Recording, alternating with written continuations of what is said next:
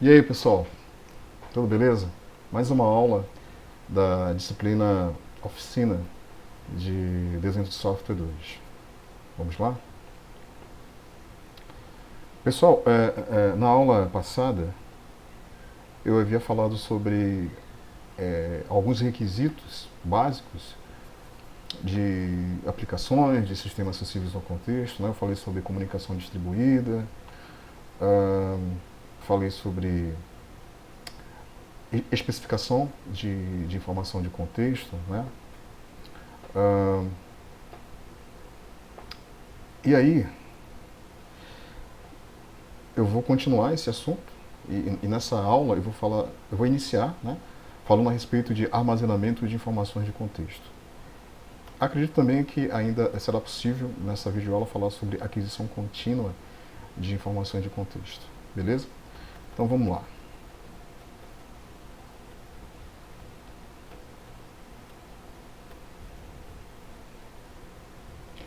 Ok, armazenamento de informações de contexto. Pessoal, devido à necessidade de disponibilidade constante das informações de contexto e também visando o compartilhamento dessas informações entre aplicações, as informações contextuais, após serem coletadas, elas devem ser armazenadas, né, para que posteriormente sejam utilizadas.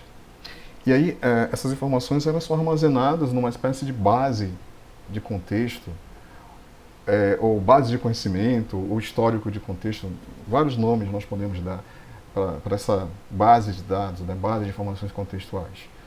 Ok? Então, é importante, né, que uma vez que essas informações contextuais elas sejam coletadas, que elas sejam armazenadas de modo que seja possível, através desse armazenamento, que essas informações possam ser exploradas e possam ser compartilhadas entre aplicações. E como eu falei, as informações contextuais elas devem ser armazenadas numa, é, vamos dizer assim, num meio, né, que permita que seja possível que essas informações contextuais elas possam ser manipuladas, gerenciadas. Então essa figura aqui ela mostra a arquitetura, uma arquitetura geral, né, uma arquitetura típica de um sistema acessível ao contexto. Inclusive, pessoal, eu senti falta nas propostas de projetos de vocês, na seção arquitetura de sistema, eu senti falta que vocês exatamente apresentassem uma arquitetura como essa, né? A maioria dos trabalhos não apresentaram um diagrama, né, uma figura que ilustrasse a arquitetura do sistema.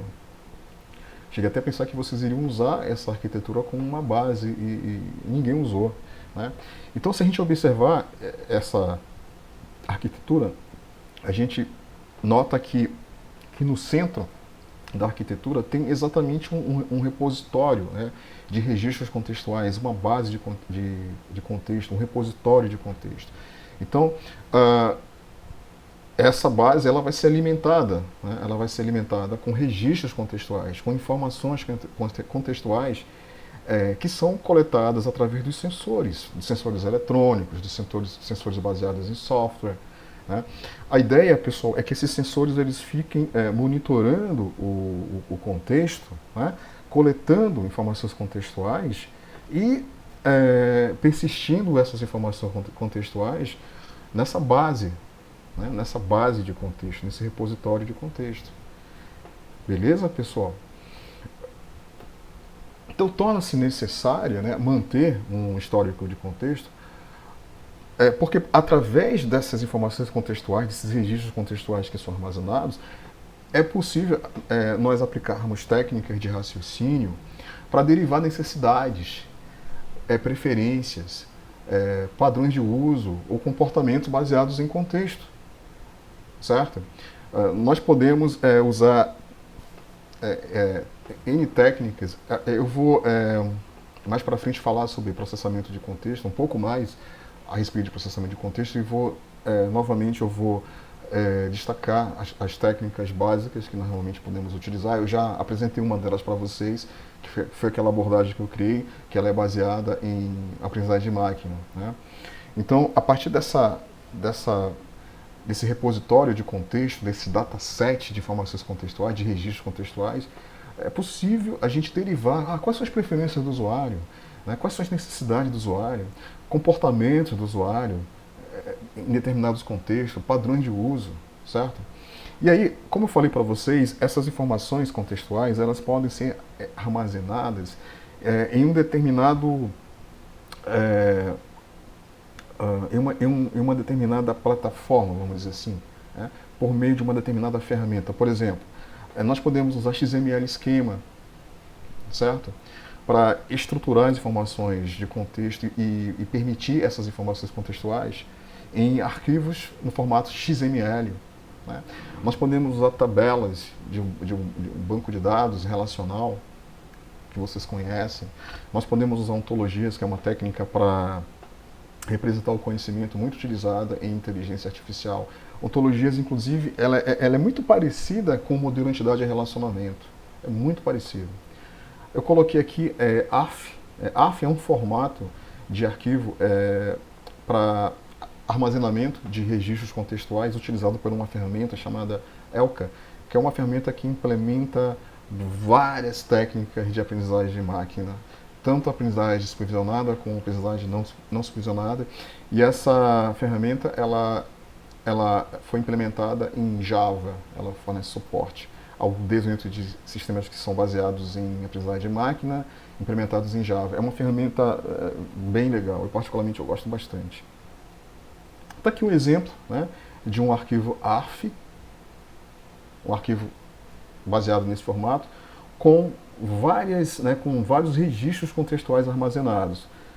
Eu procurei destacar, né, vocês estão vendo aí, destacar quais são os registros contextuais, beleza? E eu procurei destacar também que esses registros contextuais eles são compostos por atributos preditivos e o atributo de classe. Estão lembrados da abordagem de raciocínio, de análise de informações contextuais, né, baseada na aprendizagem de máquina? Então, a técnica ela tem como base exatamente, né, um repositório de registros contextuais, uma base de registros contextuais, que é essa que vocês estão vendo, por meio de um arquivo ARF. Né? Tudo bem? Então a gente observa aí um conjunto de registros contextuais, a gente observa como esses registros contextuais eles estão organizados, né? Qual é a estrutura desses registros contextuais, ok? Baseado nesse formato ARF. Mas como eu já falei, vocês poderiam utilizar XML, vocês podem utilizar tabelas né, de um banco de dados relacional, beleza? Bom, uma outra requisição básica importante que faz parte do desenvolvimento de sistemas acessíveis ao contexto é separar a aquisição da utilização da informação de contexto, beleza? Ou seja, separar os mecanismos que são responsáveis por coletar as informações contextuais dos mecanismos que vão explorar essas informações, que vão utilizar essas informações, certo? Então, assim, pessoal, isso é importante. No projeto de uma aplicação acessível ao contexto, é importante, né, separar a forma como as informações contextuais de contexto, a forma como as informações contextuais elas são capturadas, monitoradas, extraídas para uso posterior. Né? Para omitir das aplicações a complexidade do processo de aquisição de informações de contexto. Ou seja, a ideia realmente é separar, né, os componentes que são responsáveis pela aquisição dos componentes que vão usar essas informações. E esses componentes que vão usar essas informações, para eles não interessa saber como essas informações elas são coletadas. Né? O que interessa para essas aplicações é ter acesso a essas informações que foram coletadas. Certo? É interessante que o componente de aquisição ele seja responsável por coletar as informações contextuais e por tratar essas informações contextuais, antes dessas informações serem armazenadas numa determinada base de informações contextuais. Então, quando eu falo tratar, eu quero dizer o seguinte, estruturar essas informações, certo? para que elas possam ser armazenadas numa base, né? Ou eliminar dados que não têm relação com o contexto, ruídos, né? Que não têm relação com o contexto, ok? Então, uma aplicação sensível ao contexto, ela deve simplesmente utilizar informações de contexto sem se preocupar com os detalhes de como essas informações foram adquiridas e tratadas, como eu falei para vocês, certo? Então a ideia é que os monitores, os coletores, os robôs, né, que ficam observando o contexto, monitorando o contexto, que eles fiquem coletando as informações relacionadas ao contexto e que eles tratem essas informações que são capturadas, né, formatem essas informações que são capturadas para que elas possam ser persistidas na base de conhecimento, no histórico de contexto que as aplicações deverão acessar e utilizar. Beleza? E assim, componentes devem rodar de forma independente. Ok? Bom, e aí é interessante, pessoal, a gente implementar, vamos dizer assim, um mecanismo que possa viabilizar essa independência, né? essa independência entre os componentes que fazem parte da arquitetura de um sistema acessível ao contexto. Um mecanismo que nós podemos utilizar, por exemplo, é uma API. Conforme vocês estão vendo aqui nessa arquitetura, na figura, que existe entre a camada de alto nível, né, entre a aplicação que roda lá na camada de alto nível, com as camadas, vamos dizer assim, intermediárias, existe uma API, né, que nessa arquitetura é chamada de Context API.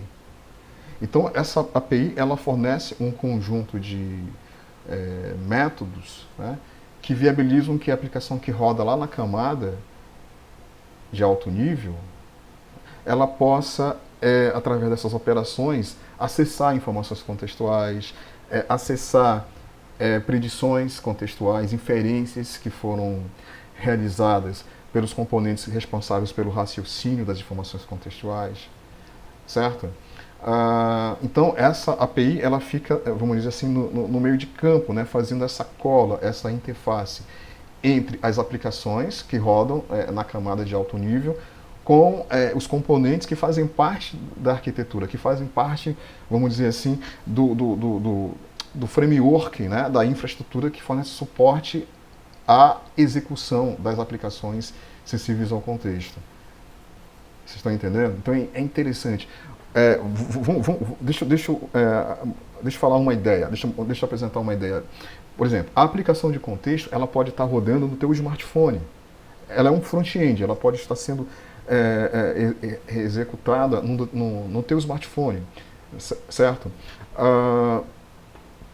E a infraestrutura, que é composta pelos módulos de raciocínio em cima do contexto, gerenciamento de contexto e captura, podem, por exemplo, estarem rodando num server, né, numa máquina dedicada, num dispositivo dedicado, sei lá, um Raspberry Pi, por exemplo, né, que repleto de sensores fica coletando dados do contexto, informações contextuais. Vocês estão entendendo? E aí essa API ela faz o meio de campo, como eu já falei, ela faz a interface entre a aplicação, né, entre o front-end e o back-end. Ok? Beleza, pessoal? Então, a aquisição de informações de contexto deve ser feita de forma contínua e dependente, né? Pois uma aplicação pode requerer informação a qualquer momento, né? Informações de contexto monitoradas podem ser exploradas em tempo real. Isso realmente é uma característica importante, é um requisito importante. Alimentar uma base de conhecimento que é compartilhada por várias aplicações. Isso é interessante também. Ok?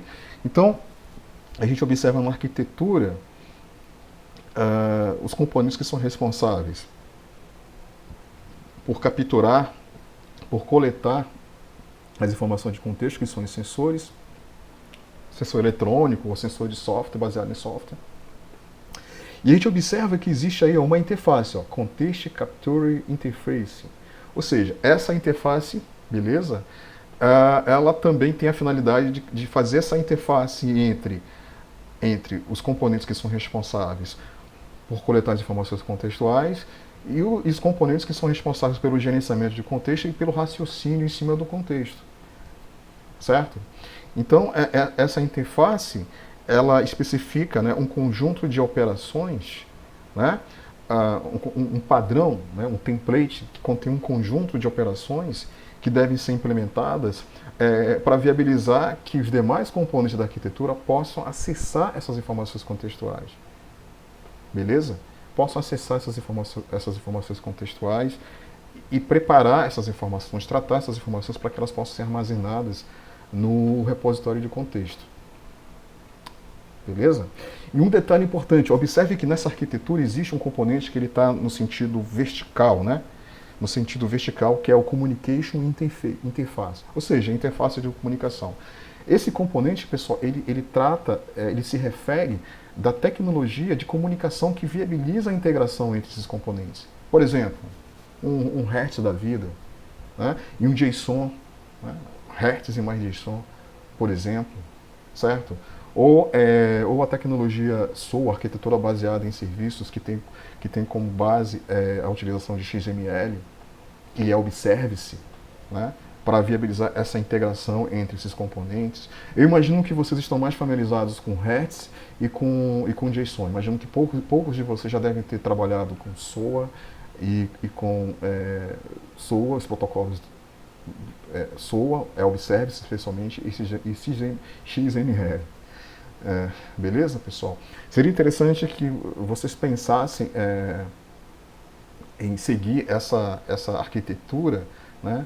E também seguir esses requisitos, implementar esses requisitos no projeto que vocês apresentaram, né, como proposta.